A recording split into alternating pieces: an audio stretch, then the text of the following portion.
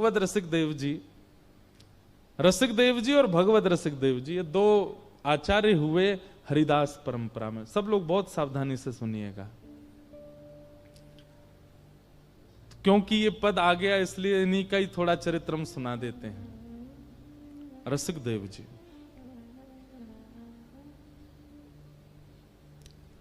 वृंदावन में एक स्थान है गोरीलाल कुंज। क्या नाम है? हम यहां जिस दिन आए उससे 2 दिन पहले ही वहां होली गाने गए थे, ठाकुर जी को सुनाने। महाराज जी ने बुलाया था तो 1-2 फाग गा के आए। गोरीलाल कुंज की एक बड़ी गोपनीय बात है जो बहुत कम लोगों को पता है, वो ये है कि वहां प्रिया प्रियतम दोनों युगल बैठे। इधर देखो सब लोग, बहुत सावधानी से सुनो।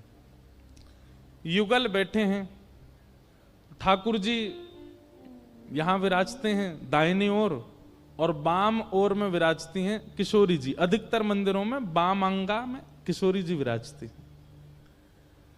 पर गोरीलाल कुंज में अलग दर्शन है। गोरीलाल कुंज में दाहिनी ओर किशोरी जी वंशी हाथ में लेकर के, मुकुट पहन करके और ठाकुर जी की तरह पीतांबरी पहन के किशोरी जी खड़ी हैं, और बाम अंग में चुनरी ओढ़ करके नथनी पहन करके ठाकुर जी खड़े हैं। विपरीत श्रृंगार में प्रिया प्रियतम खड़े हैं। इसीलिए वहां कारेलाल नहीं है, क्या नाम है? गोरीलाल। लाल कैसे हैं? बोले पूरे विश्व में तो सांवरे हैं, कारे हैं, पर यहां पे कैसे हैं? बोले गोरे है, इसीलिए स्थान का नाम है गोरीलाल। क्यों? लाला है ही नहीं, किशोरी जी हैं। विपरीत श्रृंगार में प्रिया प्रियतम खड़े हैं। तो हम जब अभी वहां गए थे होली गाने, तो मैंने कही पूरे ब्रजमंडल में गाते हैं रसिया को नार बनाओ। मैंने बाकी जगह तो नार बनाना पड़े, गोरीलाल कुंज में तो बनो ही बैठो है। वहां तो चुनरी वारी बन, और आज से नहीं सदियों से ठाकुर जी वैसे ही बैठे किशोरी जी के रूप में वहां ठाकुर जी। और एक और रहस्य पता चला इस बार, श्री जी का जो स्वरूप होता है वो ठाकुर जी से न एक छोटा ही होगा, ठाकुर जी ने एक बड़े, श्री जी ने एक छोटी। तो मैंने कि श्री जी तो बड़ी लग रही है। बोले बड़ी ना है, नीचे पीतांबरी में छुपा रखी है, चौकी पे खड़ी कर रखी है कि लाला तिने ऊंची है जाए। चौकी पे खड़ी है। कभी अवसर मिले वहां दर्शन करने जाना। और एकमात्र ऐसा वृंदावन का स्थान है जहां पर रसिक त्रिवेणी मिलकर के आपस में रस चर्चा करते थे। स्वामी श्री हरदास जी, हितरवंश महाप्रभु और हरिराम व्यास। एक ही वृक्ष है वहां पर, और इतना सुंदर है वो। वहां बैठ करके अपने गुरु मंत्र का नाम जब जरूर करके आइएगा। वहां बैठ करके तीनों रसिक त्रिवेणी चर्चा करते थे। तो श्री रसिक देव जी, रसिक देव जी के गुरुदेव थे श्री नरहर दास जी।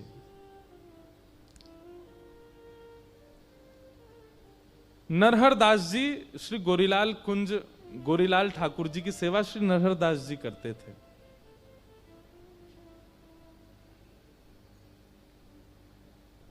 एक बार मैंने एक लीला सुनाई है कि एक बार श्री गोरीलाल कुंज में एक लीला हुई।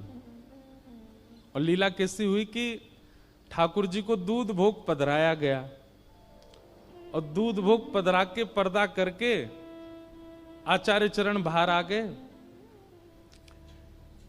लेकिन जैसे ही थोड़ी देर बाद पर्दा हटा के दूध भोग उठावे गए तो भीतर कहा देखो पूरा दूध इचटो पड़ो है। इचटो समझे? ऐसे जैसे पिचकारी से ऐसे पूरा ऊपर नीचे पीछे आगे सब जगह दूध फैला पड़ा है। और ठाकुर जी और किशोरी जी दोनों दूध में नभे भये हैं, छोटी छोटी बिंदु उनके मुखमंडल पर। तो आचार्य चरण ने विचार किया, अरे है सके कि गर्भगृह में कोई चूहा आएगो होगो, कोई और जीव आएगो होगो, वाने दूध गिर दियो होगो, वही तो फैल गयो। ऐसा सोच के उन्होंने साफ सफाई सब व्यवस्थित किया, चले गए। लेकिन रात्रि में जब सोए तब ठाकुर जी ने वास्तविकता बताई। बोले कोई चूहा ना आयो तो का भयो? बोले किशोरी जी दूध में दूध भर के पी रही, और जैसे ही पी में सोई मोते कहें अरे या दूध में तो कुछ पड़ो है। ठाकुर जी बोले मुंह दिखाओ। तो ठाकुर जी देखें, अरे श्री जी हमें कछु ना है, पियो। श्री जी जैसी पीन लगे, फिर ना ना यहाँ में तो कुछ पड़ो है। ठाकुर जी झांक के देखें, अरे यहाँ में कछु ना है श्री जी, पियो। श्री जी फिर, अरे ना ना यहाँ में कछु पड़ो है। तो ठाकुर जी बोले, मोह तो दिखना रहो। बोले ये जब आप देखो तब ना दिखे, जब मैं पीवो शुरू करूं तभी दिखे।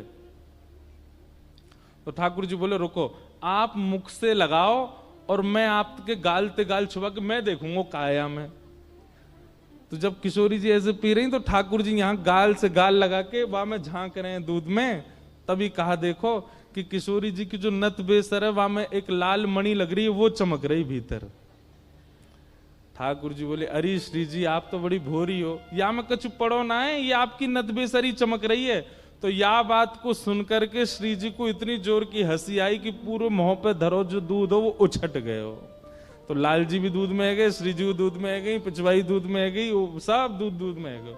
और ये लीला स्वप्न में देखते ही आचार्य चरण रोने लगे। आहा, मैंने तो सोची कोई चूहा आएगा होगा भीतर, लेकिन पता चली यहां तो प्रिया प्रियतम की दिव्य लीला भी। बंधुओं, ये भी एक भक्ति भाव है। आपके ठाकुर जी की सेवा में अगर कुछ ऐसा होता है, जैसे कोई सामग्री गिरी पड़ी मिली या कुछ इधर उधर हुआ मिला, तो आप लोग विचार पहला यही करते हैं कि यहां चूहा ही होगा या कोई ऐसी वस्तु, कोई छोटा जीव आगे होगा। नहीं, भक्ति भावना यदि चित्त में विश्वास प्रगाढ़ होगा ना, तो वो ठाकुर जी की लीला ही हुई होगी, वो आपको उसका अनुभव हो जाएगा। तो नरहर देव जी गोरीलाल ठाकुर जी की सेवा करते थे और गोरीलाल कुंज के मुख्य अर्चक। कई सारे शिष्य थे उनके, उन्हीं शिष्यों में एक थे श्री रसिक देव जी, जिनका पद अभी हम लोगों ने गाया। तो नरहर देव जी के मन में आता तो था कि मैं गोरीलाल ठाकुर जी की सेवा रसिक देव को दे दूं, लेकिन उनके मन में आया कि पहले परीक्षा ले लूं, ये वास्तव में योग्य है कि नहीं सेवा के। बहुत सुंदर लीला है। तो नरहर देव जी ने क्या किया, अपने दूसरे शिष्य को बुलाया और कई 2-3 शिष्यों को बुला करके कहा, बोले सुनो, कल से तुम लोगों को एक अभिनय करना। अभिनय मतलब नाटक। कैसा नाटक? बोले जबरदस्ती की शिकायतें लेके आनी है रसिक देव की मेरे पास। कभी अपना कोई वस्त्र फाड़ देना और मुझसे आके शिकायत करना, रसिक देव जी ने फाड़ दिया। कभी कोई सामग्री गिरा देना, कह देना रसिक देव जी ने। तो सब बोले गुरुजी ऐसा क्यों? बोले जैसा हम कह रहे हैं वैसा करो, हमको परीक्षा लेनी है रसिक देव की। और दूसरे दिन बेचारे रसिक देव जी तो बड़े सीधे थे, बहुत सौम्य, बहुत सरल सीधा स्वभाव उनका। लेकिन गुरुदेव परीक्षा लेने पर आए और वो भी बिल्कुल फेंट कस के आए कि ऐसी परीक्षा लूंगा, देखो भाग्य मनाइए कि ठाकुर जी की सेवा आपको सरलता में प्राप्त हो गई। किसी काल में गुरुदेव इतनी परीक्षाएं लेकर के ठाकुर सेवा देते थे। आजकल तो दीक्षा भी बहुत जल्दी मिल जाती है। गुरुदेव के पास गए, हमको आपसे दीक्षा लेनी है, गुरुजी भी तैयारी बैठे, आओ ले जाओ। कल रात्रि हम एक घर पर गए तो वहां हमने एक बात कही कि पढ़ाई पूरी करके डिग्री ली जाती है कि डिग्री पहले लेके पढ़ाई की जाती है? बताओ।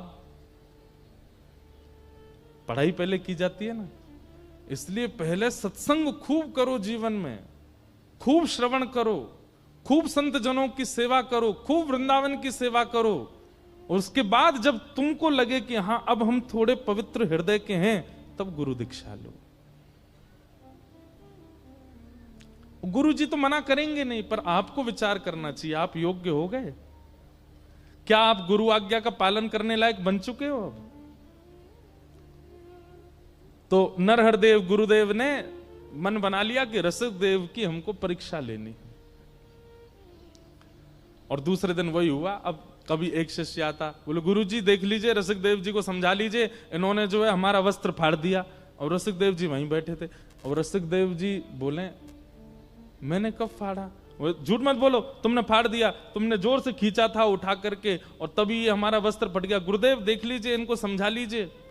लेकिन रसिक देव जी का स्वभाव ऐसा था, हो सकता है गलती से हमने कर दिया हो, हम भूल गए, हमने कब किया याद नहीं आया, गुरुदेव क्षमा प्रार्थी हैं, अब नहीं करेंगे।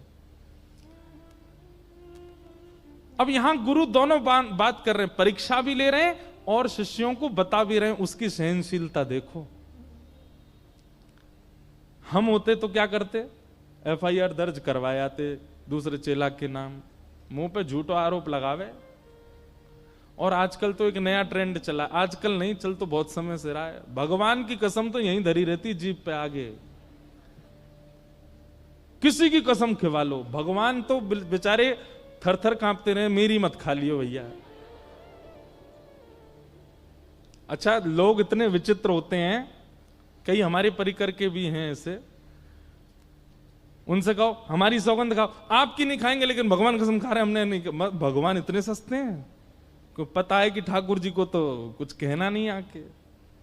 लेकिन एक बात बताते हैं हम आपको, व्यास मंच पे बैठ करके कह रहे हैं, ये कसमों से होता तो होगा ही कुछ ना कुछ, पर ठाकुर जी की कसम यदि आप खाते हो, भले ही आप कितने भी सत्य हो, आप ठाकुर जी की कसम यदि खाते हो तो आपका प्रारंभ से लेकर अब तक जितना भजन साधन हुआ सब नष्ट हो जाएगा।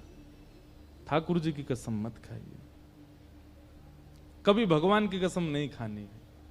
ये आज प्रण ले लीजिए, मैया की खा लो, पिताजी की खा लो, पत्नी की खा लो, बच्चन की खा लो, क्यों जे अपने इनकी खाओ, ठाकुर जी उनकी नहीं। चाहे आप सत्य क्यों नहीं कह रहे हो तब भी नहीं। वो बात अलग है कि जब कोर्ट में जाते हैं तो फिर वहां तो फिर वही धरवाई दिए जाते हैं हाथ, वहां भी झूठ बोलते हैं लोग, गीता जी पे हाथ धर के भी झूठ बोल देते हैं। इसीलिए तो जेल होती है फिर उनका, क्योंकि सारा पुण्य नष्ट हो जाता है। तो रसिक देव जी का स्वभाव कैसा, उन पर झूठा आरोप लगाते हैं। गुरुदेव देखिए ये ऐसा करता है, रसिक देव जी बोले गलती से हो गया होगा, किया नहीं है रसिक देव जी ने, लेकिन कह रहे हैं ये कह रहा है तो सत्य ही होगा, कर दिया होगा मैंने। गुरुदेव क्षमा प्रार्थी, अब नहीं करूंगा। दूसरे दिन फिर कोई चेला ने आके शिकायत की, तीसरे दिन फिर कोई चेला ने शिकायत की, ऐसे इतनी शिकायतें हो गई, रसिक देव जी को खुद ही लगने लगा कि मुझ में अपराध है। और एक दिन नरहर देव जी गुरुदेव जो थे उनके, उन्होंने कहा ए रसिक देव इधर आओ, तुम्हारी बहुत शिकायतें आ रही हैं हमारे पास, अब अगर एक भी शिकायत आई तो हमको कठोर नियम लेना पड़ेगा। बोले गुरुदेव मैं कुछ नहीं करूंगा। रसिक देव जी कुछ नहीं करते, सुबह स्नान करके एक कोने में खड़े रहते, भैया मुझसे पता नहीं कब अपराध बन जाता है, आज मैं कुछ नहीं करूंगा। उस दिन पूरे दिन कुछ नहीं किया, उस दिन भी गुरुदेव पर एक शिकायत पहुंच गई, देखिए रसिक देव जी ने हमारी ऊपर ना उठा के जो है मट्टी में फेंक दिया। गुरुदेव ताम्र वर्ण, आंखें लाल, मुख लाल, बोले रोज तुम्हारी शिकायत आती है, रोज सब आके तेरी शिकायत करते हैं, तो एक काम कर आश्रम से निकल जा।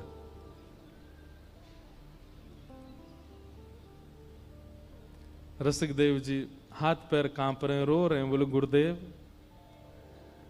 मैंने अपराध किया, उसका मुझे दंड आप आश्रम में ही दे दीजिए, लेकिन मुझे दूर मत कीजिए, मैं आपको देखे बगैर रह नहीं पाऊंगा। एक बार को प्रिया प्रियतम के नित्य दर्शन ना हो मुझे स्वीकार है, पर मेरे गुरुदेव मुझे ना दिखें ये मुझसे सहन नहीं होगा। गुरुदेव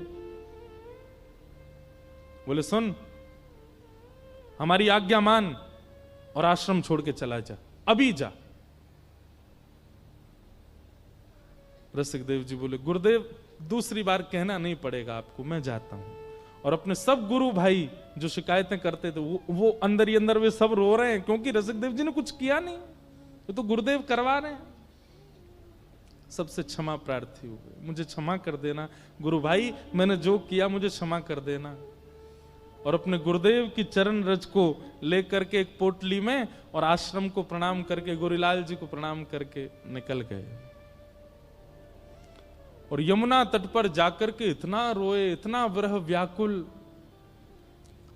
अपने हृदय पर हाथ रख करके बस रुदन करते रहते हैं।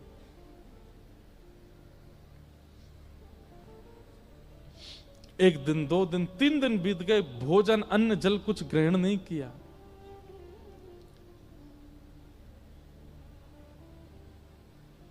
लेकिन रसिक देव जी के इतनी ख्याति थी कि उनके कई वैष्णव बाहर के ऐसे थे ब्रजवासी जो उनको घेरे रहते थे, तो वे सब लाते, उनको प्रसाद पवा देते, उनके वस्त्र धो देते, उनकी सेवा कर देते। पर रसिक देव जी व्याकुल पड़े रहते, मेरे गुरुदेव ने मुझे दूर कर दिया अपने से। नजरों से गिराना ना, चाहे जितनी सजा देना, नजरों से गिराना ना, चाहे जितनी सजा देना, नजरों से जो गिर जाए, नजरों से जो गिर जाए, मुश्किल ही संभल पाए, राधे तेरे चरणों की, श्यामा तेरे चरणों की, गर धूल जो मिल जाए, सच कहता हूँ मेरी तकदीर बदल जाए, राधे तेरे चरणों की। ये तो वही समझ सकता है जब कोई प्रेम करने वाला, अत्यंत प्रेम करने वाला आपसे नजर फेर लेता है, उस समय ऐसा लगता है असंख्य बाण मार दिए वो। रसिक देव जी की निष्ठा प्रिया प्रियतम में है, पर जितनी प्रिया प्रियतम में है उससे कई गुना ज्यादा अपने गुरुदेव में, और वो गुरुदेव अपने नजरों से आगे कर दें, और वो भी तब जब रसिक देव जी का कोई अपराध नहीं।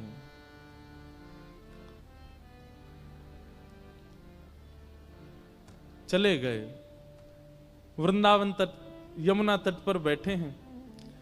कुछ दिन लगे उनको ठीक होने में, संभलने में। कुछ दिन बाद संभल गए, वृंदावन की परिक्रमा करते, रच का तिलक करते, यमुना जी को प्रणाम करते, अपना भजन करते, गुरुदेव का मानसी चिंतन करते, मन में चिंतन करते। लेकिन एक दिन इतनी व्याकुलता बढ़ गई, बिना गुरुदेव को देखे महीनों निकल गए हैं। तब उन्होंने अपने एक साथी को बुलाया और कहा, सुनो। बोले, एक सेवा करोगे? बोले, क्या? मेरा नाम मत लेना, पर तुम जाओ और गुरुदेव से जाके निवेदन करो कि गुरुदेव स्नान करने के बाद जो उनके पुराने वस्त्र होते हैं ना, वो तुम्हें दे दिया करें। तुम ऐसा कहना कि तुम धो के सुंदर उनको इत्र आदि लगा करके स्वच्छ करके गुरुदेव को दे दोगे, पर तुम लाके मुझे दे दिया करना। मुझे एक सेवा तो गुरुदेव की मैं यहां बैठे बैठे करूं। व्यक्ति गया और नरहरदेव जी से जाके निवेदन किया, गुरुजी हमारी प्रार्थना है कि आपके जो वस्त्र हैं वो धोने की सेवा हमारे परिवार को मिले। नरहरदेव जी बोले, अरे तो इसमें क्या बात, ठीक है, कल से हम तुमको दे दिया करेंगे। सब लोग इधर देखो, पीछे वाले कुछ होता है वहीं देखने लगते हो, इधर देखो, इतने बढ़िया चरित्र चल रहा है, सुनो। तो अब वो व्यक्ति गया और नरहरदेव जी गुरुदेव के जितने वस्त्र होते थे ला करके रसिक देव जी को दे देते। रसिक देव जी पहले तो गुरुदेव के वस्त्रों को लेते, फिर उनको प्रणाम करते, फिर उनकी सुगंधी लेते, उन्हीं को वंदन करते, उन्हीं से लिपट लिपट के रो लेते, मेरे गुरुदेव के वस्त्र हैं। और फिर उसके बाद सुंदर जल से उनको स्वच्छ करते, सुखाते। वही उनकी सेवा, नाम जप और गुरुदेव के वस्त्र धोना, यही उनकी सेवा थी। गुरुदेव के 2 वस्त्र हैं, ऊपर का कुर्ता, नीचे की धोती, यही युगल सरकार मान लेते, इन्हीं की ऐसी आराधना करते। और उसको बढ़िया इत्र लगा करके स्वच्छ बिल्कुल सीमित वो करके उसको भिजवा देते। नरहरदेव जी को बड़ा सुख मिलता, उनका भजन में और सुख बढ़ने लगा। वो वस्त्र धारण करते प्रिया प्रियतम के प्रति और भाव बढ़ने लगा उनका। जब अपना भाव बढ़ता देखा ठाकुर जी के प्रति, 2-4 दिन में उनको लगा इतना प्रेम पिछले बीते सालों में मुझे ठाकुर जी से नहीं हुआ, कि जब से ये वस्त्र धो के लाने लगा मेरा प्रेम ऐसा अटूट हो गया ठाकुर जी से। एक दिन उसको बुलाया, बोले इधर आ, वस्त्र तू ही धोता है? जी गुरुदेव। झूठ मत बोलना, अगर तैने झूठ बोला तो मैं श्राप तो नहीं दूंगा, लेकिन गुरुदेव के सामने झूठ बोलेगा तेरा भजन नष्ट हो जाएगा। वो घबरा गया, बोले गुरुदेव मैं नहीं धोता हूं, क्षमा, धृष्टता क्षमा करें। आपके परम रसिक शिष्य श्री रसिक देव जी वो यमुना तट पर बैठे, आपने उनको दूर कर दिया गुरुदेव, वो बहुत रोते हैं आपकी व्याकुलता में, वो आपके वस्त्र धोते हैं, मैं आपसे वस्त्र लेके वहां चला जाता हूं, वो धोते हैं, वो आपके युगल वस्त्रों को युगल मान करके पूजा करते हैं, सेवा करते हैं, इत्र लगाते हैं, धोते हैं, सुखाते, फिर भेजते हैं। नरड़ देव जी के नेत्र बंद हो गए, नेत्रों में आंसू आ रहे हैं, क्योंकि इतना प्रेम ठाकुर जी के प्रति किसी सामान्य की सेवा से नहीं हो सकता। शिष्य की सेवा से भी गुरु का प्रेम बढ़ता है। लोग कहते हैं गुरु पहलवान, गुरु मेहरबान तो चेला पहलवान, पर कभी कभी चेला पहलवान हो ना तो गुरु पर भी ठाकुर मेहरबान होते हैं। शिष्य अपना शिष्यत्व तो देखे। लेकिन नरहरदास जी ने अपने चेहरे, अभी परीक्षा पूरी नहीं हुई और महाराज उतार करके वस्त्र उसके मुंह पर मार दिए। बोले सुन, लेकर के जा और उसके मुंह पर मार करके बोलियो अभी तो आश्रम से निकला, मेरी आज्ञा है वृंदावन छोड़ के चला जाए, छोड़ दे वृंदावन।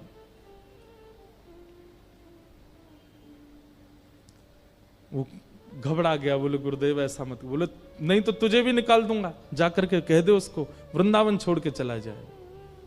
परीक्षा की पराकाष्ठा। एक बात तो स्पष्ट हो गई भैया इस भक्त चरित्र में कि बिन परीक्षा प्रेम लक्षण चित्त में प्रकट होगा नहीं। और हम परीक्षाओं से डरते हैं, हम परीक्षाओं से भागते हैं, परीक्षाओं से बचते हैं।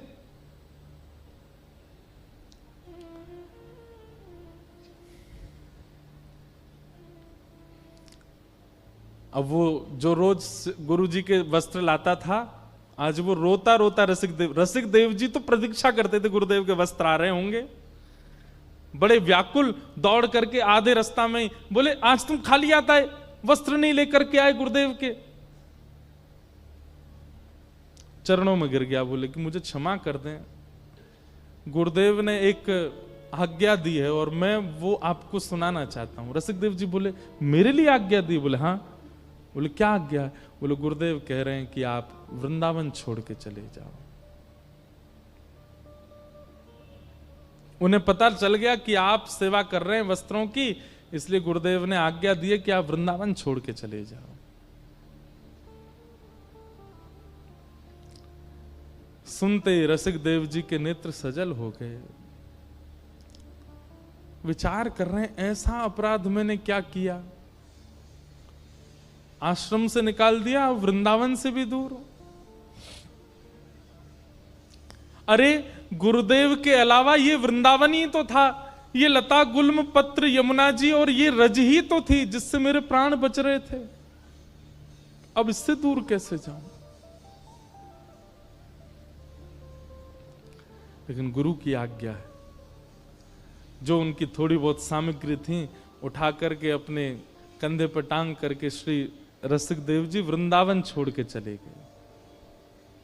और वृंदावन छोड़ करके अब मथुरा में रहने लगे। कम से कम ब्रज में तो रहूं।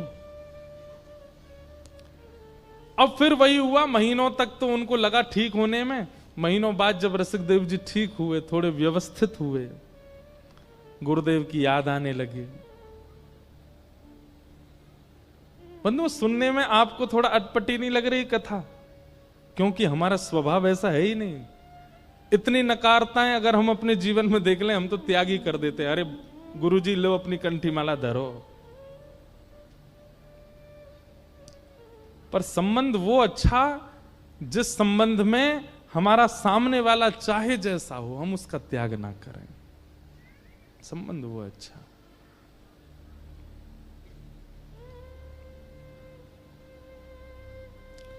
रसिक देव जी मथुरा में रहने लगे।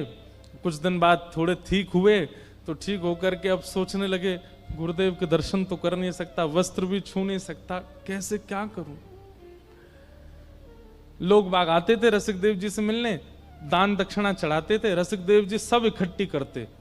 पहले तो लेते ही नहीं थे, लेकिन फिर इकट्ठी करने लगे, और इकट्ठी करके महीना में जितनी दक्षिणा इकट्ठी होती, किसी सेठ को बुलाते मथुरा के, और सेठ से कहते सुनो वृंदावन में गोरीलाल कुंज है ना, वहां जाना, और वहां के जो श्री महाराज जी हैं उनको अपनी तरफ से, मेरा नाम नहीं लेना, अपनी तरफ से निवेदित कर देना, कह देना ठाकुर जी की सेवा के लिए कुछ दक्षिणा है।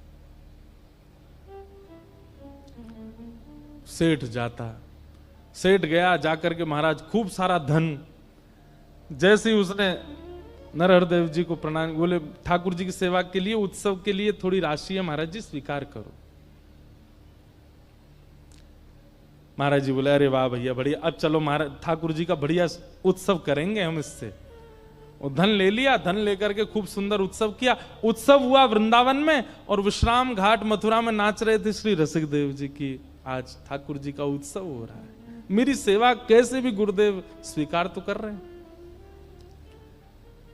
रसिक देव जी को अब तो चाव होने लगा, जो भी आकर के कुछ देता सब इकट्ठा करते, और इकट्ठा करके फिर उस सेठ को बुलाते, बोले सुनो ये इस महीने गुरुदेव को दे आओ।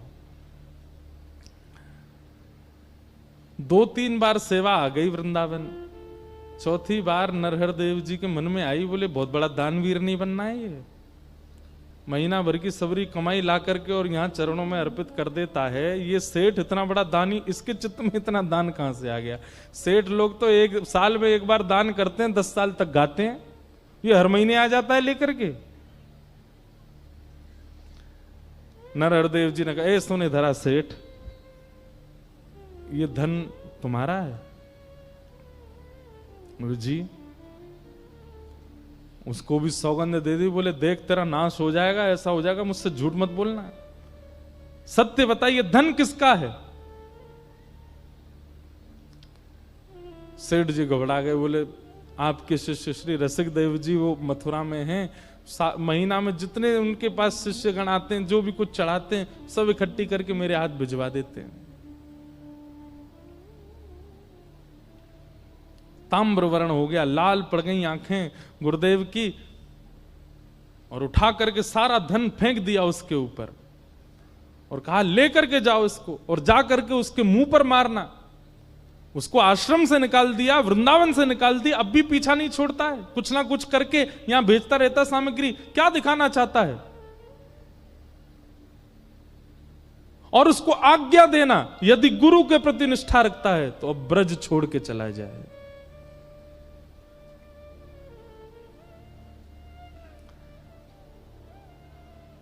सेठ जी वापस गए और रसिक देव जी के चरणों में वह दक्षिणा अर्पित कर दी। बोले कि गुरुदेव बहुत नाराज हो गए, आज उन्हें पता चल गया कि आप सेवा भेजते हैं,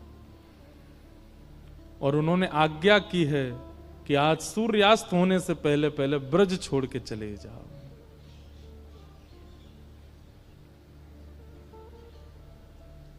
रसिक देव जी व्याकुलता की पराकाष्ठा पार हो गए, अपनी सामग्री सब उठाई और तुरंत निकल गए वृंदावन ब्रज छोड़ करके। और ब्रज छोड़ करके अपने जन्म स्थान बुंदेलखंड के पास मध्य प्रदेश में पहुंच गए और वहीं रहने लगे।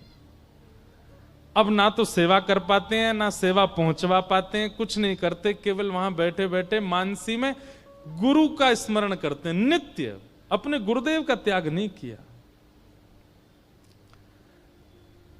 नित्य मानसी में प्रिया प्रियतम और प्रिया प्रियतम के चरणों में बैठे गुरुदेव, और इन तीनों की उपासना करते हैं श्री रसिक देव जी महाराज। अब तो वर्षों बीत गए, वृंदावन देखा भी नहीं रसिक देव जी ने। कुछ वर्ष बाद श्री नरहर देव जी बुंदेलखंड यात्रा पर गए, और जैसे ही बुंदेलखंड यात्रा पर गए तो पूरे बुंदेलखंड के वैष्णव समाज इकट्ठा हो गया, सबने खूब स्वागत किया। इतने बड़े रसिक संत आए हैं वृंदावन से। कुछ लोगों ने जाकर के श्री रसिक देव जी से कहा, बोले आपके गुरुजी आए हैं बुंदेलखंड, आप वृंदावन नहीं जा सकते, आपको अधिकार नहीं है, कम से कम यहां उनका दर्शन कर लीजिए। वो नगर भ्रमण पर निकले हैं, आप बाहर आ जाइए ना, हम लेके चलते हैं, आप दूर खड़े होकर ओट में से दर्शन कर लेना। रसिक देव जी रोने लगे, हाथ पांव चलाने लगे, बोले मेरा मन तो बहुत है कि मैं गुरुदेव को एक बार देख लूं, लेकिन मुझे भय इस बात का, कहीं उन्होंने मुझे देख लिया तो वो प्रसन्न मुद्रा में होंगे, हंस रहे होंगे, कहीं मुझे देख करके उदास ना हो जाएं, दुखी ना हो जाएं, मेरे मुख से कहीं उनके चित्त पर मलिनता ना आ जाए। सुनो, तुम जाओ और गुरुदेव को देखना, उनकी रूप माधुरी का दर्शन करना, और उनके नेत्र कैसे लग रहे हैं, नासिका कैसी, कान कैसे, चरण कैसे, और जो वो चल के चले जाएं उनकी रज लिया ना। ऐसी गुरु निष्ठा ये केवल सुन लीजिए, आज तो देखने में मिल भी नहीं सकती। हम जब जाते हैं तो सब हमको प्रणाम करते हैं, जय श्री कृष्ण करते हैं, वहां जाते हैं सब वैष्णव खड़े हो गए, कोई कुछ लाते हैं, कुछ इतना सब स्नेह देते हैं, पर बुरा नहीं मानिएगा। कल कोई यहां पर आकर के कह दे महाराज जी कल रात को पी रहे थे, तो आप लोग एक क्षण नहीं लगाओगे, भले ही वो बेचारा ये कहना भूल जाए कि चाय पी रहे थे, इतने में ही आपकी निष्ठा नष्ट हो जाएगी। ये संसार का स्वरूप है। मैं और आप तो आज इस स्थिति में कि हम केवल ये 4 घंटा बैठ के चर्चा कर लें, इतना ही बहुत है, इसके अलावा हमसे कुछ होना नहीं है। हम यहां से जाके भी कुछ गलती करेंगे और यहां आते हैं तब भी कुछ गलत करके ही आते हैं। ये रसिक देव जी की निष्ठा, ऐसी निष्ठा जीवन में नहीं आ सकती हमारे चित्त में। अपने परिकर से बोलते हैं जाओ, गुरुदेव के नेत्र कैसे हैं, गाल कैसे हैं, कान कैसे, नासिका कैसी, और जब वो चल के चले जाए ना, उनकी चरण रज लिया ना, मुझे बताना। परिकर जाता है, आकर के बताता, बोले गुरुदेव के बाल थोड़े से पक गए, गुरुदेव के नेत्र ऐसे हैं, गुरुदेव थोड़े वृद्ध हो गए, धीमे धीमे चलते हैं। सुन करके श्री रसिक देव जी रोने लगे। रज जैसे ही आई, माथे से लगाई, कंठ पर लगाई, मुख में धारण कर ली, मेरे गुरुदेव के श्री चरणारविंद चित्त से लगा करके पूरी रात चिंतन करते रहे। अब तो रसिक देव जी की ऐसी स्थिति हो गई कि रसिक देव जी अपनी कुटिया में बैठते हैं और नेत्र बंद करके अपने गुरुदेव का स्मरण करते हैं। वहां गुरुदेव के साथ क्या घटना होती है वो रसिक देव जी को यहां बैठे बैठे दिखने लग जाता है। एक दिन बुंदेलखंड यात्रा पर रात में गुरुदेव स्नान करने के लिए ब्रह्म मुहूर्त में निकले, तो उस समय पे प्रकाश के लिए टॉर्च तो होती नहीं थी, तो दिया हाथ में लेकर के गुरुजी जा रहे थे, हवा जोर की चली, दिया बुझ गया, और दिया जैसे बुझा तो एक वृक्ष की टहनी थोड़ी नीचे थी, वो गुरुदेव के माथे पर लग गई, और जैसे ही लगी, यहां ब्रह्म मुहूर्त में श्री रसिक देव जी अपनी कुटिया में रोने लगे और माथा पकड़ करके कहने लगे, अरे कोई जाओ, मेरे गुरुदेव के माथे पर लगी है, अभी अभी एक टहनी लगी है। रसिक देव जी के परिकर ने उनका हाथ जैसे ही दूर किया तो चोट लगी गुरुदेव को, पर रक्त निकला श्री रसिक देव जी के। ऐसी स्थिति।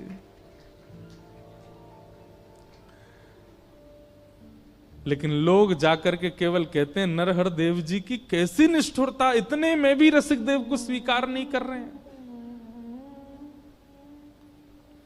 किसी ने जाकर के ये घटना सुना दी कि गुरुदेव आपके माथे पर लगी थी कल। बोले तुम्हें कैसे पता, मेरे साथ तो कोई था नहीं। बोले भगवान, आपका एक शिष्य बैठा है यहां से थोड़ी दूरी पर, आपके साथ कुछ भी घटना होती है उसे पता चल जाता है। परसों आपको एक बूढ़ी मैया ने गर्म दूध पिला दिया था, आपका मुख जल गया था। बोले हाँ, जला आपका मुख, छाले पड़े रसिक देव जी के। बोले उसको स्वीकार कर लो। तुरंत अपना जो साथ में था कुछ भी उठाकर बोले भाग यहां से, उसका नाम मत लेना मेरे सामने आकर के। अब तो रसिक देव नरहर देव जी के संग रहने वाले जो और शिष्य थे ना, उन सबको लगने लगा हमारे गुरुदेव की बुद्धि को क्या हो गया है। स्वयं कह करके उसकी शिकायतें करवा दी, हम लोगों से झूठी झूठी शिकायतें सुन करके उसको निकाल दिया, आश्रम से निकाला, वृंदावन से निकाला, ब्रज से निकाला, और अब भी उसको स्वीकार नहीं कर रहे हैं। ये चाहते क्या है? और इतने क्रोध में आ गए, रसिक देव जी का नाम सुनते ही तुरंत शिष्यों से बोला, अभी वृंदावन चलो, अब नहीं रहना यहां पर। शिष्यों में से भी कई लोगों ने कहा, बोले गुरुदेव ऐसा स्वभाव आपका पहले तो नहीं था, आप ये किस प्रकार का व्यवहार कर रहे हैं रसिक देव? बोले मुझे मत सिखाओ, चलो यहां से। बड़े बड़े संतों ने, बड़े बड़े आचार्यों ने, बड़े बड़े भक्तों ने जाकर के नरहर देव जी से कहा कि रसिक देव को स्वीकार कर लो, पर उन्होंने नहीं किया। ऐसी परीक्षा तो किसी गुरु ने नहीं ली। नरहर देव जी वापस वृंदावन आए, और वृंदावन में जैसे ही गोरीलाल जी की सेवा में पहुंचे, तो अब तक तो और बालक सेवा कर रहे थे, आज जैसे ही आप स्वयं सेवा में गए तो आपने क्या देखा? भीतर विराजमान युगल सरकार प्रिया प्रियतम के नेत्रों से अश्रु गिर रहे हैं। नरहर देव जी ने तुरंत पर्दा किया, चरणों में गिर गए, बोले सरकार जय जय, आप क्यों रुदन कर रहे हैं? सेवा में कोई चूक हो गई, रसोई सिद्ध नहीं हो रही, आपके श्रृंगार में कोई कमी हो रही है, आप क्यों रुदन कर रहे हैं सरकार? प्रिया प्रियतम सचल हो गए उनके सामने, और किशोरी जी आज्ञा देकर के कहने लगी, बोले अब हमसे ये देखा नहीं जा रहा है, अब परीक्षा की पराकाष्ठा कर रहे हैं आप। इतनी परीक्षा तो कभी श्याम सुंदर नहीं लेते, इतनी परीक्षा की भावना तो कभी किसी देव चित्त में नहीं आती, जितने कठोर हृदय से आप रसिक देव की परीक्षा ले रहे हैं। हमारी आपसे प्रार्थना है, रसिक देव को अब स्वीकार कर लो। नरहर देव जी उठ करके नृत्य करने लगे, बोले मैं बस इसी की प्रतीक्षा कर रहा था कि आप कहो कि उसको स्वीकार करो। मुझसे सबने कहा, आचार्यों ने कहा, शिष्यों ने कहा, पर मैं रसिक देव की भक्ति आपके मुख से सुनना चाहता था। मेरे शिष्य की पराकाष्ठा, मेरे शिष्य का प्रेम कोई और मुझसे कहे, मुझे उसमें रुचि नहीं थी। मैं चाहता था कि प्रिया प्रियतम स्वयं एक दिन प्रकट होकर के कहेंगे कि रसिक देव जैसा शिष्य इसको स्वीकार करो, तब स्वीकार करो। ये परीक्षा इसी के लिए कर रहा था कि आप बोलो। आज नरहर देव जी का एक अलग रूप दिखा, जो इतने निष्ठुर, इतने कठोर हृदय के बन गए थे पिछले कुछ वर्षों में, आज वो द्रवित हृदय, इतने दिन का भरा था हृदय में, नेत्रों से अविरल अश्रुधार गिर रही है, और अपने सब शिष्यों से कहने लगे, मेरे प्राण, मेरे जीवन, मेरे अत्यंत प्रिय रसिक देव को कोई लेकर के आओ।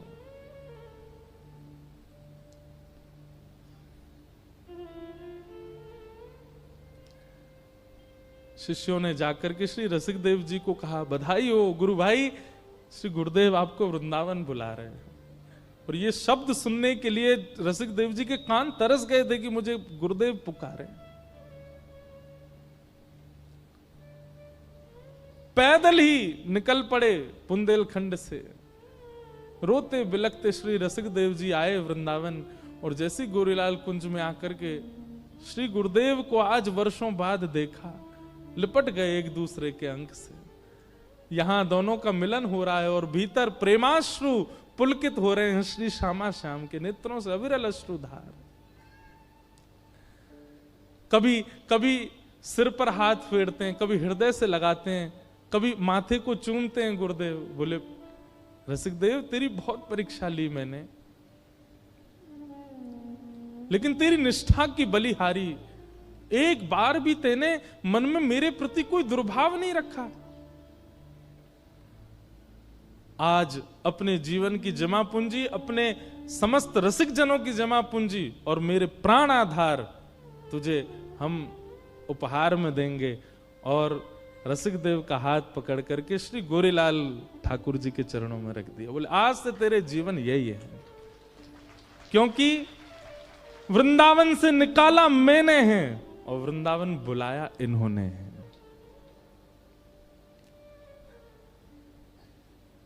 मैं तुझे वृंदावन बुलाऊं ये मुझ तक सीमित होता। गुरु तो कृपा कर देता है, शिष्यों पर बुला लेता है, पर मैं तो चाहता था मेरे रसिक देव को प्रिया प्रियतम बुला, और इन्होंने कहकर के बुलाया कि रसिकदेव को बुलाओ, आज से यही तेरे सर्वस्व। ऐसे श्री रसिकदेव वही गाते हैं, भाग्य बनो वृंदावन पायो, भाग्य बनो वृंदावन पायो। श्री रसिक बिहारी की गति पाई, रसिक बिहारी की गति पाई, रसिक बिहारी की गति पाई, रसिक बिहारी की गति पाई। धन धन लोक कहायो, धन धन लोक कहायो, कहायो, भाग्य बड़ो वृंदावन पायो, भाग्य बड़ो वृंदावन पायो। ऐसे श्री रसिकदेव जी। तो मैं ये किस भाव से कह रहा था पूरी वृत्तांत को, कि हमें अवसर मिला है मानव देह, इस मानव देह के इस अवसर को व्यर्थ मत गवाइए। कम से कम इस कथा के बाद एक चीज निश्चय कर लीजिए कि आपसे कुछ ऐसा ना बने जिसकी आपको ग्लानि हो बाद में कि मैंने अपने जीवन में ये कृत्य किया। बंधुओं, ग्लानि में जीवन जीना भगवत प्राप्ति में बाधा बन जाता है। कहीं आत्मग्लानि ना हो, कहीं देह ग्लानि ना हो कि मैंने ऐसा क्यों किया।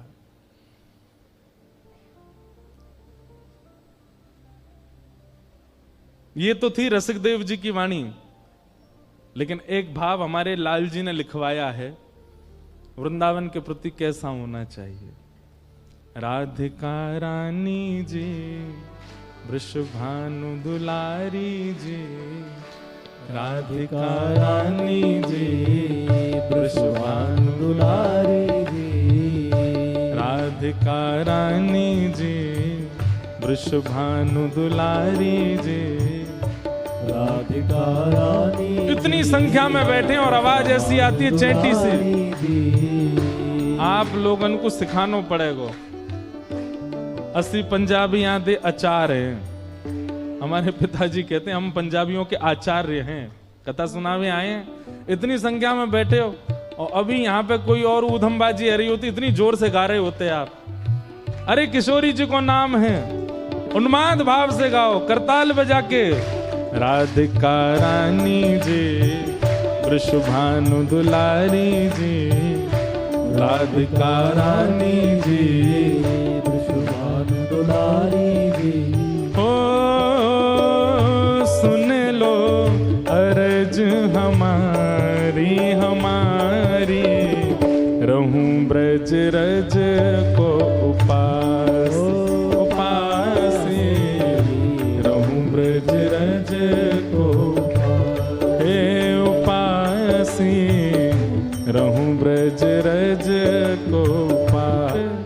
जइयो राधा रानी के चरण मन भूल मत, जइयो राधा रानी के चरण। राधा रानी के चरण, श्यामा प्यारी के चरण, राधा रानी के चरण, श्यामा प्यारी के चरण।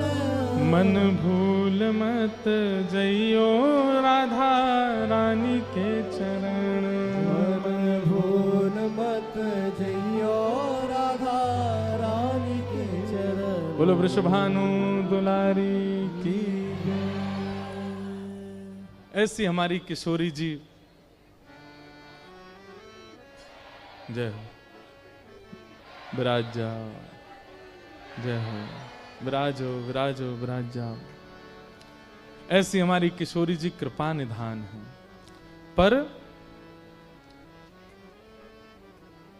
वृषभानु की किशोरी सुनी गैया होते भोरी। हमारी लाडली जी इतनी भोरी हैं कि अब बैठ जाओ भैया, सब लोग विराज जाओ।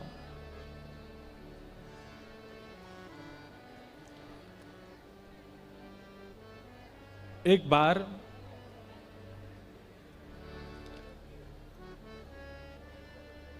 ठाकुर जी पर नाराज है गई श्री जी, मान लीला कर रही हैं। तो ठाकुर जी ने पूछी, आप काय बात को मान कर रही हो? किशोरी जी बोली, मोए ना पतो, बस दूर जाके बैठ जाओ, मुझसे बात मत करो, दूर बैठो। मान कर रही हैं। और ठाकुर जी यूं सोच रहे हैं, मैंने कियो कहा ऐसो जा पे ये मुंह पे मान कर रही हैं, समझ में नहीं आ रहा है। ललिता जी आई, विशाखा जी आई, सबने आकर के पूछी, हे श्री जी, हे स्वामाजू, ऐसो कहा है गो, आप काय को इनते मान कर रही हो? वाह भैया, जय हो तुम्हारी। पंजाबी हैं भैया, सबरे ढोल बजा रहे हैं। तो किशोरी जी मान करके बैठी हैं। ललिता जी पूछ रही हैं, हे किशोरी जी, आप काय बात पे मान कर रही हो? ऐसो भयो का है, नेक बताओ तो सही। श्री जी कह रही, मोए ना पतो, अपने आप पहचानो में मान क्या कर रही हूं। ललिता जी बोले, ये कोई बात है, हम कैसे पहचाने आप मान क्यों कर रही हो?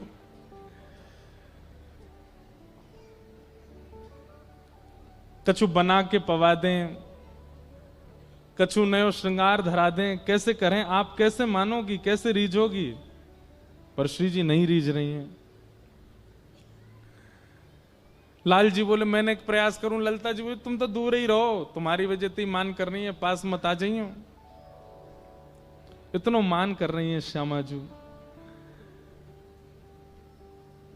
सुबह से शाम है गई, तब ललिता जी ने पूछी है पास जाके कि हे श्यामाजू, आपके मान को कारण कहा है, कहा बात है? बेचारे लाल जी इतनो आपसे स्नेह करें, इतने आपके बेचारे चरणन में ही बैठे रहें, फिर भी आप इतनो मान करें उनके ऊपर, कहां कारण है? किशोरी जी कह रही हैं, आज ये एक मणि पहन करके आए हैं और वह मणि में एक गोपी को चित्र बन रहा है। समझ में आई बात? किशोरी जी कह रही हैं, आज एक मणि पहन करके आए और वह मणि में एक गोपी को चित्र बन रहा है। वह गोपी के चित्र को देख करके मोह मान हेरो है, जन कौन सी नई गोपी इनने अपने वश में कर ली है और वही की मणि पहन के घूम रहे हैं। ऐसा प्रेम तो हम तो ना कियो इनने, हमारे चित्र की मणि कभी ना पहनी, एक गोपी की मणि चित्र की पहन के आए हैं। ललिता जी गई ठाकुर जी के पास और ठाकुर जी के पास जाकर के बोली, इतको आओ, निक दिखाओ, ऐसी कैसी मणि पहनी है आपने जहां में कोई गोपी दिख रही है? ठाकुर जी पास गए तो आज ठाकुर जी नीली नीली मणि पहन करके आए। ललिता जी ने जैसे ही देखो तो ललिता जी को अपना ही प्रतिबिंब दिखाई दिया। ललिता जी सिर पे हाथ धर के बोले हमारी श्यामाजू कितनी भोरी है ठाकुर जी। बोले क्यों? मुँह तो कह रही हैं, बोले मैं लाला तो हमारे नाराज हूं, ऐसी मणि पहन के आओ वहां में कोई गोपी दिख रही है। अब ये कैसे समझाएं? खुद ही देख के अपने आप अपने चित्र ही देख के उदास रह रही हैं, अपनो ही रूप देख रही हैं। कितनी भोली है हमारी किशोरी जी। ठाकुर जी गए किशोरी जी के पास और मैं पद ढूंढ रहा हूं, वो पद इतना सुंदर है। किशोरी जी उसमें वर्णन करते हैं, अपने स्वरूप का वर्णन किशोरी जी कर रही हैं। मोते हु रूप गुण आगरी, कहां पाई बिन मोलिनी। किशोरी जी कह रही हैं, बड़े बड़े नैन काजर उजियारे, कहां पाई बिन मोलिनी। ये ऐसे बड़े बड़े नेत्र वाली काजर लगा करके मोतु रूप गुण आगरी, मोतु ज्यादा सुंदर, और ज्यो ज्यो या कुछ समीप लऊं ऐसी किलकिला के हंसे, कहां ते लेके आयो। तब अंत में सब सखी हंसन लगी, बोली हे श्यामाजू आप तो बहुत भोरी हो, आप इतनी देर ते अपने ही रूप को वर्णन कर रही हो जी, आप खुद ही को देख रही हो, वो प्रतिबिंब है मणि में। किशोरी जी ने जैसे ही सुनी कि मैं अपनो ही रूप देख करके ठाकुर जी पे मान कर रही, तो शर्मा के श्री जी चली गई जमुना जी के तट पे, और लाल जी विचार करें हमारी श्यामाजू भोरी कितनी है। ऐसी किशोरी जी। बंधुओं, ये वृंदावन रस रीति जो है ना प्रेम की, यहां पर छल मत कीजिएगा, यहां पर कपट मत कीजिएगा, यहां पर चतुराई मत दिखाइएगा। हमारी किशोरी जी बहुत भोली है, इसीलिए हमारे वृंदावन के मंदिरों में किशोरी जी का प्रत्यक्ष दर्शन नहीं है, क्योंकि हम चतुर बहुत हैं, हम छल बहुत है हमारे भीतर, हम कपटी बहुत हैं। और किशोरी जी बहुत सीधी हैं, बहुत सरल हैं, इसलिए ठाकुर जी ने उनको गौड़ कर रखो। बोले मैं खड़ा हूंगा, इनते तो मैं ही जूझूंगो, चतुर शिरोमणि है सबरे। हे श्यामाजू आपके आगे आके तो ऐसे ऐसे नाटक करेंगे, आप तो दो आंसू देख लेंगे इनके, इन पर सबका जो बरसाए देंगी, हमारे आप तो घूंघट में ही रहो, भीतर ही रहो, मैं मिलूं इनते। इसलिए हमारी किशोरी जी भीतर बैठी हैं, लेकिन फिर भी हमारी किशोरी जी कृपा करती, अनुग्रह करती।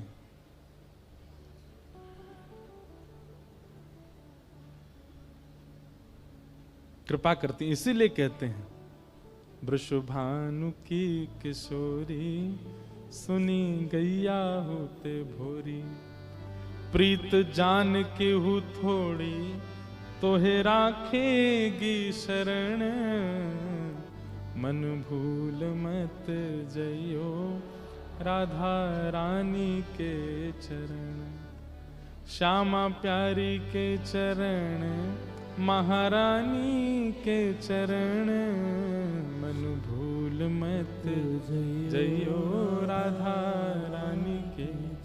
पर छल कपट बाजी छोड़ करके, चतुराई बन के नहीं। हमारी श्री जी बहुत भोरी हैं, उनके सामने सरल बन के जाओ। आज श्री जी का नाम पूरा वृंदावन गा रहा है, और वृंदावन की वजह से पूरा विश्व गा रहा है, पर कहीं कहीं मन में भय होता है। छल से, कपट से, ईर्ष्या से, द्वेष से, राग से आप यदि इस नाम को गाएंगे, श्री जी कृपा तो कर देंगी, पर ठाकुर जी नाराज हो जाएंगे आपसे। पहले छल को विदा करो, पहले सरलता चित्त में लाओ। हमारे वृंदावन में एक सूरदास हुए, ये भी नेत्र नहीं थे, लेकिन ये भी सूरदास थे, इनको सूरदास सब कहते थे। ये वो वाले सूरदास नहीं है अष्टछाप के कवि, तो नेत्र नहीं थे, खूब यश गाया ठाकुर जी का, और ठाकुर जी प्रकट हो गए इनको दर्शन देने के लिए। ठाकुर जी जैसे प्रकट भये, मधुर सुगंधी आने लगी। सूरदास जी बोले अरे भैया कहां ते सुगंधी आ रही है? ठाकुर जी बोले सूरदास तुम्हारो भजन पूरा है गो, अब मैं आ गयो, साक्षात तुम्हारे सामने खड़ा हूं। सूरदास जी तो रोने लगे। ठाकुर जी बोले अरे मेरे प्रकट हैवे पे पूरा विश्व प्रसन्न हुआ, तुम रो रहे हो, क्या बात है? बोले मैंने यूं कही, युगल अइयो, दोनों अइयो, आप अकेले काई को आए? ठाकुर जी बोले आंध रो या का पतो कि मैं अकेलो आयो, कि श्री जी आई है मेरे संग। तो ठाकुर झूठ बोल दिए, अरे बाबा तुम्हें ना पता, श्री जी बगल में ही बैठी है मेरे, और बोल या हमारे न रही, कछु खा रही हैं, मुंह में कछु है या हमारे बोलना है रही हैं, संग में ही आई हैं।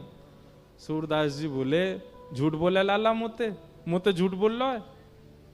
ठाकुर जी बोले अरे मैं सांची कह रहा हूं, सच में श्री जी बैठी हैं, कछु पा रही हैं, अब उनको विक्षेप ना देना चारो, संग में आई हैं श्री जी मेरे। सूरदास जी बोले मुंह पे प्रमाण है कि श्री जी ना आई। ठाकुर जी बोले कहा प्रमाण है? बोले लाला अगर किशोरी जी आई होती ना तो आते ही सबसे पहले मुंह को नेत्र प्रदान कर देती। वो इतनी दयालु हैं, इतनी करुणामयी हैं, मोकू इतनी देर बिना नेत्रन के देखे ही नहीं पाती। लाला तू अकेलो आयो, तभी तक अभी तक आंध रोई हूं मैं। ठाकुर जी बोले ऐसी कृपा है श्री जी की? बोले हाँ। बोले तो बाबा देखो मैं और तुम अकेले हैं, मैं अभी श्री जी बुलाऊं? बोले हाँ ठीक है बुलाओ। हाँ हाँ, ठाकुर जी ने जैसी टेर लगाई और टेर सुनकर के जैसे ही किशोरी जी प्रकट भई, किशोरी जी ने प्रकट हैते ही ठाकुर जी को देखो और ठाकुर जी के बाद जैसे ही सूरदास जी को देखो, देखते ही किशोरी जी के हृदय में ऐसी भावना आई, अरे ये बिना नेत्र को है। और श्री जी के मन में जो आवे सोई पूरा है जाए। जैसे ही सोची बिना नेत्र को, तुरंत सूरदास जी के नेत्र प्रकट है गए और प्रकट हैते ही श्री जी के दर्शन कर लिए। सूरदास जी ने पहले तो दंडवत प्रणाम करी, दोनों युगल की परिक्रमा करी, खूब आरती उतारी, नजर उतारी, चित्त में बसा लिए और सब करवे के बाद अंत में बोले देख ले लाला, मैंने कही ना श्री जी आती वो इतनी भोरी है, प्रकट हैती सबसे पहले नेत्र देती मुझे। लाला तू 20 मिनट मेरे सामने खड़ो रहो अकेलो, पर श्री जी तो एक क्षण भी ना रह पाई। ये हमारी श्री जी है, ये हमारी किशोरी जी। तो इतने सीधेपन को फायदा ना उठानो। हम तो भैया निवेदन करें कि पहले स्वयं को सत्संग के माध्यम से सहज बनाओ, सरल बनाओ, निष्कपटी बनाओ, अपने आप को ऐसा कर दो कि आप श्री जी के सामने जाएं, उनको कहीं आपके हृदय के भाव से पीड़ा नहीं हो जाए। इसीलिए हमारे वृंदावन में लाल जी ने श्री जी को गोपनीय कर रखा है, क्योंकि ठाकुर जी को हम पे भरोसा नहीं है कि हम उनके लायक हैं भी कि नहीं। खूब नाम जप करो, खूब भजन करो, भजन करके श्री जी के योग्य बनो, श्री जी के योग्य बनो। अच्छा एक बात बोलें, ऐसा कौन सा अवगुण है? देखो अवगुण सबके अंदर है, मेरे अंदर भी है, आप में भी है, सब में है, हम सब में अवगुण है, इसीलिए हम मानव हैं। पर ऐसा कौन सा अवगुण है जो सबसे ज्यादा अप्रिय है? उसको तो कम से कम निकालें, बाकी के अवगुण धीरे धीरे भजन मार्ग से ठीक हो जाएंगे। सबसे अप्रिय अवगुण कौन सा है किशोरी जी को? ईर्ष्या। कौन सा? ईर्ष्या। ईर्ष्या कब होती है? जब किसी की श्रेष्ठता आप सुनते हैं, किसी की श्रेष्ठता आप देखते हैं, किसी की श्रेष्ठता आपको पता चलती है, तुरंत मन में क्या होता है? ईर्ष्या आ जाती है। और आप जब भी देखना, ईर्ष्या सबके चित्त में आई है, हमारे चित्त में भी आ जाती है, आपके भी आ जाती है। पर ईर्ष्या जब चित्त में आती है ना, आप देखना, आप हंसोगे, मुख से तो हंसोगे, पर मुख आपका बता रहा होगा सामने वालों को कि हंस नहीं रहा है। आप बोल तो रहे होगे अच्छा, पर उसका भाव पूरा पूरा गलत ही जा रहा होगा। सबसे बड़ा मुखौटा है हमारे मुखमंडल पर ईर्ष्या। क्यों? चित्त में कुछ है, मुख से कुछ निकलवाता, और श्री जी को ये बिल्कुल प्रिय नहीं है। तो क्रोध है, लोभ है, द्वेष, क्रोध है, लोभ है, अहंता है, ममता है, चिंता है, आदि आदि और भी दोष हैं, काम है, आदि आदि। इन सब दोषों को बाद में देखेंगे, बाद में छेड़ेंगे, पहले ईर्ष्या निकालो। ईर्ष्या निकालने के बाद आप कम से कम श्री जी के नाम गाने लायक बन जाओगे। सामने जाने लायक तो फिर भी नहीं हो, पर हां किशोरी जी का नाम गाने की, नाम गाओ और चित्त में श्री जी प्रकट हों, ये होता है नाम गान। नाम गान का मतलब ये नहीं श्री राधा श्री राधा श्री राधा कह रहे हैं, बस कहने मात्र से तो केवल जीवाणु पवित्र हो जाएंगे, पर श्री राधा कहा और तभी तप्त कांचन गौरांगी चित्त में प्रकट हो गई किशोरी जी, ये होता है नाम गान का मतलब। जैसे ही कहा मधुसूदन, तुरंत मधुसूदन चित्त में प्रकट हो गए। जैसे ही कहा मदन मोहन, तुरंत मदन मोहन रूप चित्त में प्रकट हो गया। गिरधर गोपाल, तुरंत भुजा ऊपर धारण किए श्री ठाकुर जी चित्त में प्रकट हो गए। ये होता है नाम गान का मतलब। तो नाम गान की स्थिति तब प्रारंभ हो जाएगी जब ईर्ष्या चली जाए। दर्शन की स्थिति के लिए तो बहुत यत्न करने पड़ेंगे, हमें सरल बनना है, सहज बनना है, तब जाकर के श्री जी की कृपा प्राप्त हो। ऐसी हमारी किशोरी जी। तो अनेक चरित्र हैं भागवत में। आज मेरा मन था कि मैं भागवत का एक विषय कहकर के कथा विराम दूं। जहां पर भक्तों के लक्षण बताए गए हैं। कल मुझसे कोई कह रहा था कि महाराज जी कम से कम गुण ही बता दो, कौन कौन से होने चाहिए हमारे अंदर, जिससे ये सिद्ध हो कि हम भक्त हैं कि नहीं है, हमारे अंदर कहीं अभक्तता तो नहीं। क्योंकि तिलक, कंठी, नाम ये तो सबके पास है, परंतु भक्त का मूल स्वरूप क्या होता है, ध्यान से सुनो। श्रीमद् भागवत जी में कहते हैं उत्तम, मध्यम और साधारण 3 प्रकार के भक्त होते हैं।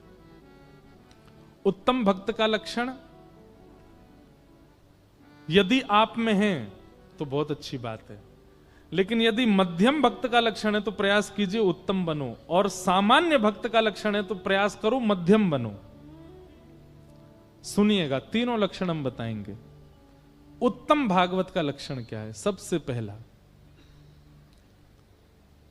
श्रीमद् भागवत में नवयोगेश्वर संवाद है, बहुत सुंदर है, और उसमें ये बात कहते हैं सर्वभूतेषु यः पश्येत् भगवद भावमात्मना भूतानि भगवत्यात्मन एष भागवतोत्तमः। सबसे पहला, थोड़ा कठिन है लेकिन सुनो, उत्तम भागवत कौन? अच्छा, उत्तम भागवत यदि मैं कहूं, उत्तम भागवत मतलब उत्तम भक्त। उत्तम भक्त यदि मैं कहूं तो उत्तम भक्त से आपको यह अर्थ लगाना है जो हरि को प्रिय हैं। समझ रहे हैं बात? एक होता है हरि जिनको प्रिय हैं, और एक होते हैं हरि को जो प्रिय हैं। तो मध्यम और साधारण भक्त जो हैं इनको हरि प्रिय हैं, पर उत्तम भागवत जो हैं ये हरि को प्रिय हैं। हमारा उद्देश्य क्या है? हमको हरि प्रिय लगे, ये तो सबको ही लगते हैं, पर हरि को हम भा जाएं, हरि को हम प्रिय लगे, उनको हम भा जाएं। तो उत्तम भागवत हरि को जो प्रिय हैं उनके लक्षण कैसे हैं? बोले सर्वभूतेषु यः पश्येत् भगवद भावमात्मनः। जो जहां दृष्टि घुमाता है, हर स्थिति में, हर परिस्थिति में, हर व्यक्ति में भगवत गुण का दर्शन करता है। जैसे हम यहां सिड्डी से उतरे, और जैसे सिड्डी से उतरे तो पांव फिसल गया, रिपट गए, मुंह के बल गिरे। डॉक्टर के पास गए तो डॉक्टर ने कही कि भैया आपके ये चोट लगी है, अब 2 महीना बेड रेस्ट करना है। संसारी व्यक्ति क्या विचार करेगा? संसारी व्यक्ति विचार करेगा पता नहीं इस दिन किसका मुंह देखा था, पता नहीं मेरी शनि की 7.5 शुरू हो गई है। ज्योतिषाचार्य जी से पूछवा रहे हैं भैया कुछ दिन से हमको लग रहा था पैसा भी नहीं आ रहा है, जॉब भी बढ़िया नहीं चल रही, बिजनेस में भी ठप था, और नीचे गिर और गए, किसी की नजर लग गई है। ये संसारी व्यक्ति सोचेगा, पर भक्त क्या सोचेगा? बोले ओहो ठाकुर जी यूं सोच रहे, दारी के बहुत डोले इधर उधर, न कहूं आराम ना करे, चल अब 2 महीना यही बहाने ते लेट हो रहे बेड पे, उठियो मत। जो तू तन को रोग लगावे, जो तू तन को रोग लगावे, ओढ़ रजाई सो जाऊं, जो तू तन को रोग लगावे, ओढ़ रजाई सो जाऊं। उत्तम भागवत का लक्षण क्या है? वो हर स्थिति में भगवत कृपा ही देखता है, उसके अंदर नकारात्मक भाव ही नहीं आता। आज पूरे दिन भोजन नहीं मिला, जबकि पंजाब में ऐसा हो नहीं सकता, पर मान लो आज पूरे दिन भोजन नहीं मिला, आपने क्या सोचा? आज पता नहीं कैसा दिन है, आज अन्न नहीं गया, एक अन्न का दाना, आज तो एकादशी भी नहीं है फिर भी अन्न का एक दाना नहीं गया, पता नहीं क्या हमारे किसका मुंह देखा, क्या हो गया, क्या आप सगुन, आदि आदि जो भी बात। पर वैष्णव क्या सोचता है? वैष्णव सोचेगा जय जय ठाकुर जी की आपकी बलिहारी जय जय। एकादशी के दिन जब व्यक्ति अन्न व्रत करता है तो ऐसा सुनने में आता है कि जो अन्न व्रत करता है ठाकुर जी उसको देखते हैं। आज पूरे दिन मेरा अन्न व्रत करवा के मानूं, मैं तो यही मानूंगा ठाकुर जी मुझे देख रहे हैं, ठाकुर जी की दृष्टि मुंह पे पड़ रही है। उसके प्रति कोई नकारात्मक भावना नहीं। हर स्थिति में किसी से ब्याह होना था, ब्याह टूट गया, बहुत धनवान थे, बहुत संपत्तिवान थे। अब संसारी व्यक्ति क्या सोचेगा, पता नहीं कहां कर्म फूटे, बढ़िया ब्याह हो रहा था, अच्छे घर में जा रहे थे, खूब धनवान थे, वो बढ़िया वहां तो सुख राज करते, ब्याह टूट गया। लेकिन वैष्णव क्या सोचेगा, ठाकुर जी आपने मेरे लिए निश्चित ही कोई उचित विचार करके रखा होगा, इसीलिए आपने ऐसा किया। मैं प्रतीक्षा करूंगा, आप जब मुझे कोई उचित अपने योग्य बताएंगे तो उससे ब्याह करूंगा। ये उत्तम भागवत का लक्षण है। वो किसी भी परिस्थिति में नकारात्मक नहीं सोचता। सर्वभूतेषु, अच्छा दूसरा लक्षण क्या है उत्तम भागवत का, मुझसे आपकी किसी ने 100 बुराइयां की, वो व्यक्ति ऐसा है, वो तो ऐसा है, वो तो ऐसा है, वो तो ऐसा है, 100 बातें आपके बारे में गलत कही मेरे से, लेकिन आप जब मेरे सामने आए तो मुझको आप में गुण ही दिखाई दिया। ये उत्तम भागवत का लक्षण है। हम लोग उल्टे हैं, कोई हमसे किसी की 100 बुराई करता है तो हम 101 भी और देख के आते हैं उसमें। तेने वो तो देखा ही नहीं तो मैं देख के आया उसमें, वो ऐसा भी है। लेकिन उत्तम भागवत कैसा होता है, उत्तम भागवत व्यक्ति आपसे 100 बुराइयां, पहले तो वो बुराई सुनेगा ही नहीं, आप उससे 100 बुराई करोगे, वो कहे भैया काय को कहो किसी के बारे में, सब ठीक है जो भी है, फिर भी कोई कर दे जबरदस्ती आपको बैठा के, आप उसके सामने जाओगे, जब मिलकर के आओगे तो आप उसको कहोगे भाई देख तूने भले ही ये सारे अवगुण देखे होंगे पर मुझे तो पता नहीं क्यों उसका स्वभाव अच्छा लगा, मुझे तो पता नहीं उसके व्यवहार में अच्छा ही लगी, ठीक है जैसा भी हो लेकिन ऐसा था। आप गुण ही देख करके आओगे, ये उत्तम भागवत का लक्षण। और तीसरा उत्तम भागवत का थोड़ा कठिन लक्षण है परंतु ये है क्या, वो जब श्री राधा रमन जी को देखेगा तब बगल में चाहे पत्नी खड़ी हो, इस बगल में चाहे बच्चे खड़े हों, पूरा परिवार खड़ा हो, सबको भूल जाएगा, यही मेरे सर्वस्व है, मेरो एक प्राण धन एक ही जीवन, मेरो एक प्राण धन एक ही जीवन। कौन, मदन मोहन प्यारो राधा रमन, मदन मोहन प्यारो राधा रमन, आनंद नंदन मोहन राधा रमन, नंद नदन मोहन राधा। उत्तम भागवत का लक्षण है जब प्रियतम सामने है तब कोई नहीं है, साथ में चाहे जो आया, साथ में चाहे जैसी स्थिति, सबको भूल जाए, बस वो है सामने, यही मेरे माँ हैं, यही मेरे पिता हैं, यही मेरे बंधु हैं, यही मेरी पत्नी है, यही मेरे पति हैं, यही मेरे बच्चे हैं, यही मेरे गुरुदेव हैं, यही मेरे सर्वस्व हैं, सब कुछ यही है।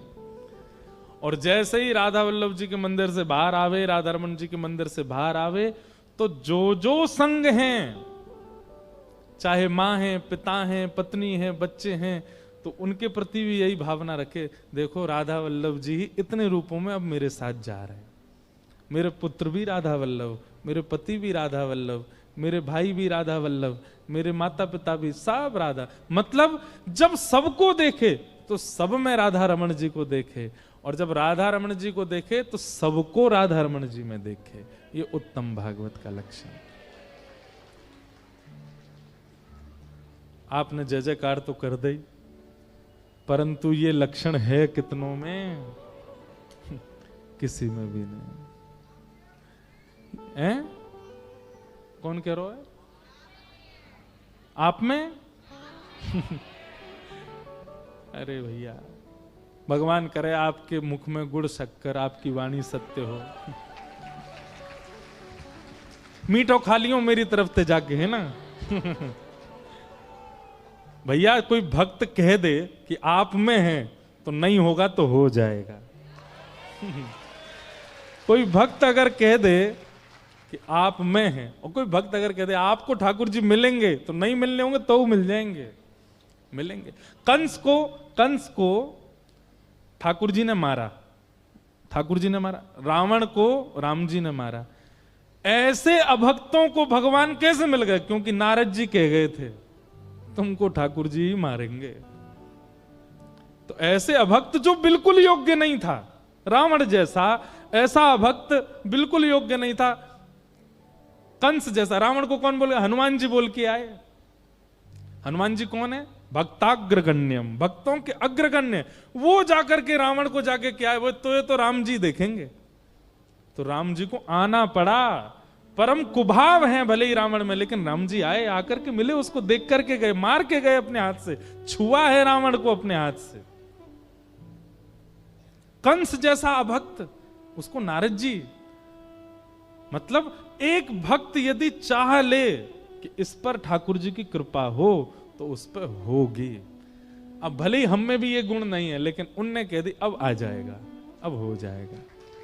ऐसे ही हम भी कहे जा रहे हैं भैया ये गुण आप में हूं, आ जाए, आप सब में भी ये गुण हो जाए।